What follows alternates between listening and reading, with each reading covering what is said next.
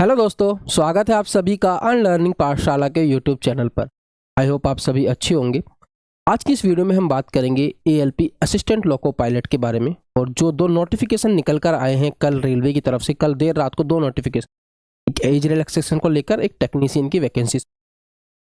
हमने जो पिछले वैकेंसीज देखी थी, जो 2019 में आई थी एएलपी और टेक्नीशियन की, तो हमने देखा था कि दोनों वैकेंसी एक साथ आई थी और अच्छी खासी वैकेंसी। और तब से 5-6 साल हो चुके हैं, अब तक कोई वैकेंसी नहीं आई रेलवे में। और अब ये वैकेंसी आई तो सिर्फ एएलपी की वैकेंसीज आई। कितनी वैकेंसी आई? 5700 वैकेंसीज, जिसको लेकर बच्चे बहुत ज़्यादा नाराज़ थे और इस चीज़ को लेकर प्रोटेस्ट भी हो रहे थे। रोज़ हर दूसरे दूसरे दिन जो है आपका ट्विटर पे कैंपेन चल रहा था, बच्चे फिजिकली प्रोटेस्ट कर रहे थे। आपने देखा होगा पटना के, आपने काफ़ी सारी वीडियोस देखी होंगी जो बच्चे वहाँ पे प्रोटेस्ट कर रहे हैं। कितनी बड़ी संख्या में बच्चे वहाँ पर एक साथ आके प्रोटेस्ट कर रहे हैं, क्योंकि एएलपी की वैकेंसीज आई सिर्फ 5700 और वैकेंसीज टेक्नीशियन की बिल्कुल भी नहीं आई। और इसके रिगार्डिंग रेलवे ने कुछ दिन पहले एक नोटिस जारी किया कि जो भी टीचर बात करना चाहते हैं हमसे, वो बात कर सकते हैं, अपना जो भी मुद्दा है वो रख सकते हैं हमारे सामने। एक मीटिंग हम अरेंज करेंगे। और वो मीटिंग कल हुई। कल उसमें कुछ टीचर्स गए। उसके बाद निष्कर्ष थोड़ा सा निकाला उन्होंने। रात को 2 नोटिस दे दिए उन्होंने, लेकिन वैकेंसी को बढ़ाने से रिलेटेड कुछ नहीं बताया अभी भी। और जबकि जो मेन मुद्दा था वो क्या था कि वैकेंसीज को बढ़ाया जाना चाहिए, और दूसरा था एज रिलैक्सेशन। तो उन्होंने एज रिलैक्सेशन तो दे दिया, और टेक्नीशियन की वैकेंसीज के लिए भी ये बोल दिया कि टेक्नीशियन की वैकेंसीज आएंगी, लेकिन कितनी आएंगी, और एएलपी की वैकेंसीज को बढ़ाया जाएगा नहीं बढ़ाया जाएगा, इसके बारे में कुछ नहीं बताया। और इसको लेकर बच्चे बहुत बड़ी संख्या में पटना के अंदर जो है प्रोटेस्ट कर रहे हैं। इसकी मैं आपको एक झलक दिखा देता हूँ। आप यहाँ पर देखो, ये देखो कितनी बड़ी संख्या में बच्चे यहाँ पर हैं। और ये सारे बच्चे इस चीज़ के लिए प्रोटेस्ट कर रहे हैं कि एएलपी की वैकेंसीज को बढ़ाया जाना चाहिए। देखो, इसके अलावा अगर हम और देखें, इसके अलावा अगर आप और देखोगे यहाँ पर, ये देखो,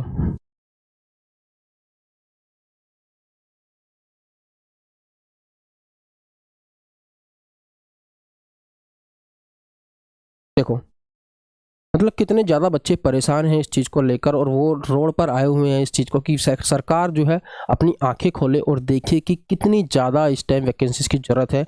बेरोजगारी जो है किस चरम पर है। बच्चों को 3-3, 4-4 साल हो जा रहे हैं वैकेंसी का वेट करते हुए, और फिर उनको वैकेंसीज कितनी देखने को मिल रही हैं? सिर्फ 5000, 6000 वैकेंसी।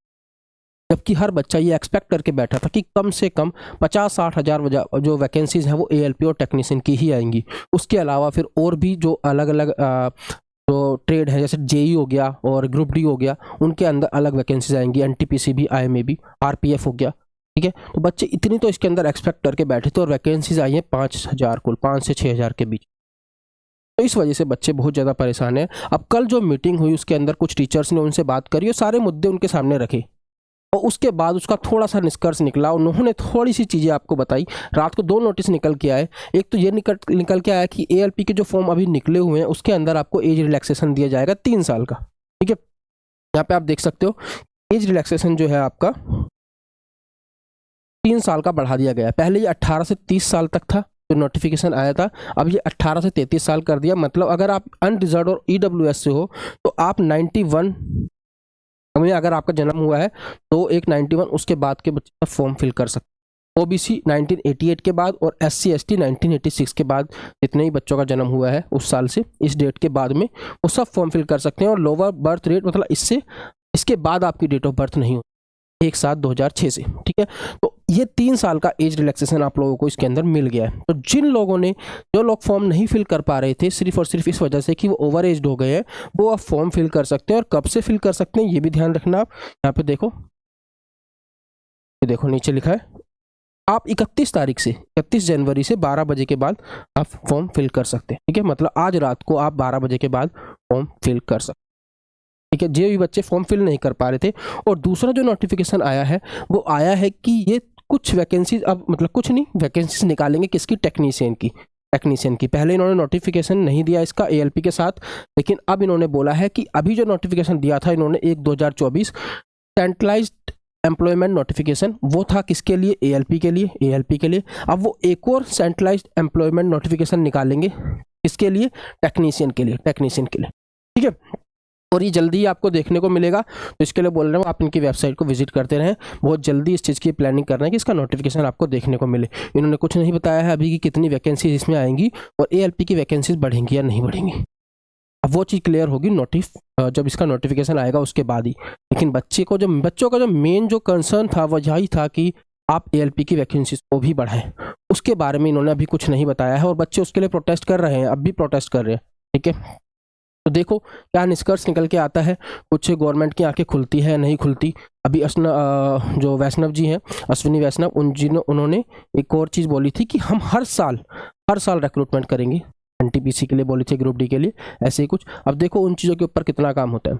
अगर ये ठीक से काम करें, अगर ये 20-25 दिन थोड़ा और ले लें इस नोटिफिकेशन को निकालने से पहले, और सारी चीज़ एक प्लानिंग वे में करें, पूरा आप ईयरली बता दो कि कब कौन सा एग्जाम होना है, कौन से मंथ में, जैसे कि पूरा का पूरा कैलेंडर SSC रिलीज करता है, तो बच्चों के लिए काफ़ी थोड़ी चीज़ें आसान हो जाएंगी। लेकिन इनको ऐसा समझ नहीं आता है, क्यों नहीं करते। 5-5, 6-6 साल में इनकी वैकेंसीज आती हैं, जब इलेक्शन होती हैं उसी के पास इनकी वैकेंसीज आती हैं। तो इसका आप समझ सकते हो इसके पीछे क्या सोचकर ये वैकेंसीज लेकर आते हैं। पर इतनी कम वैकेंसीज लाने का कोई मतलब नहीं बनता अगर 5-6 साल में वैकेंसीज ला रहे हो। मैं आपको सही बताऊं, रेलवे के अंदर जो एम्प्लॉयज़ की ज़रूरत है, बहुत ज़्यादा ज़रूरत है। इस टाइम वहाँ पर जो एम्प्लॉयज़ हैं वो 12-12, 13-13, 14-14 घंटे तक भी काम कर रहे हैं। आप किसी से बात करके देखो, ALP और टेक्नीशियन वगैरह से आप बात करोगे, ग्रुप डी एम्प्लॉय जो है, काफ़ी बच्चे वहाँ से छोड़ के भी चले जाते हैं क्योंकि इतना ज़्यादा उनके ऊपर बर्डन पड़ रहा है।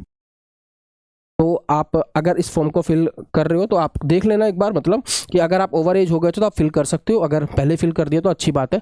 फॉर्म तो फिल आपको करना ही है, ठीक है। वेट मत करना कि वैकेंसी इंक्रीज होगी उसके बाद हम फिल करेंगे, आप अपना फॉर्म फिल कर दो। कुछ नहीं पता सरकार कब वैकेंसी इंक्रीज करे ना करे, कुछ नहीं पता, लेकिन फॉर्म आप फिल कर दो, ठीक है। बाकी जो रेलवे की ALP की जो जॉब्स होती है उसके जितने भी अलाउंसेज पर्क्स होते हैं ना, ये सब मैंने इस वीडियो में बताए हुए हैं। यहाँ पर देखो यहाँ पर एक मिल जाएगा आपको नोटिफिकेशन, इसके अंदर सारे पर्क्स एंड अलाउंसेज आपको ALP की जॉब के मिल जाएंगे और आप देखोगे कितने बेहतरीन यहाँ पे आपको पर्क्स मिल। इसी तरह की वीडियो के लिए चैनल के साथ जुड़े रहें, चैनल को सब्सक्राइब करें, और यहाँ पर कोई भी एग्जाम होता है उसकी मैं हर इन्फॉर्मेशन आपको यहाँ पे प्रोवाइड करता हूँ, कट ऑफ एनालिसिस करता हूँ। अभी मैंने IB ग्रेड 2 का एनालिसिस किया था, अगर आपने वो एग्जाम दिया है तो आप उसकी कट ऑफ एनालिसिस भी देख सकते हो। और RB चैनल जो है, जो शुभम सर उस पर एनालिसिस देते हैं, उस एनालिसिस से मेरी एनालिसिस को आप कंपेयर भी कर सकते हो। लगभग बिल्कुल सेम एनालिसिस है। कट ऑफ एनालिसिस जो आइडिया है कट ऑफ का, बिल्कुल एग्जैक्ट है। मैं आपको यहाँ पर कोई भी मिस गाइड नहीं करता हूँ, आपको जो भी इन्फॉर्मेशन देता हूँ वो काफ़ी सोच समझ के और काफ़ी उस चीज़ के बारे में पढ़ के मैं आपको देता हूँ। तो आप इस चैनल को सब्सक्राइब कर सकते हैं, आपके लिए वर्थ रहेगा, ठीक है। मिलता हूँ आपसे अगली वीडियो में, तब तक के लिए धन्यवाद दोस्तों, जय हिंद।